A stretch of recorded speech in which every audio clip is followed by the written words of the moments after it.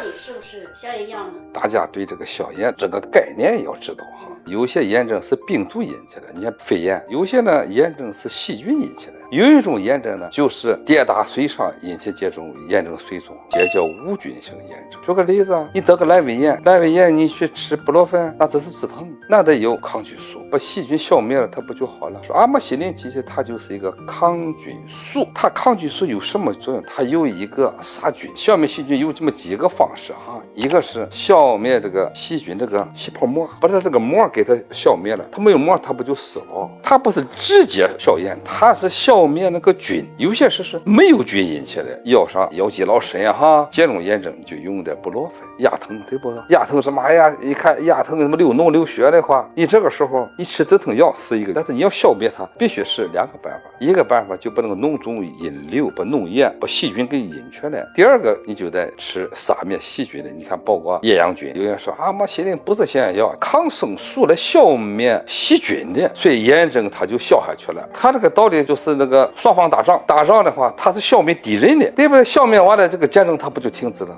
这个焰火它不就消下去了？所以说，当你细菌没有杀灭的时候，不要用激素，一用激素以后，它不是促进了那个细菌的扩散吗？它是在有效的抗菌药物的这个情况下再应用激素，它这样是减轻那个机体反应。大家明白这个事儿？所以我们抢救休克时候经常你看用上大量的抗菌素，我们叫抗生素，但是你不用抗生素，这种白血症什么用这些非甾体类的，你像布洛芬啊，那这个病人肯定死掉了。为什么？你原发那个细菌你没给它消灭，只是说缓解炎症反应，其实它细菌在这大量的繁殖，造成体内的破坏。所以说医疗上治病一步一步的来。所以你看有些那个医生啊，他就是3素、维生素、激素、抗生素。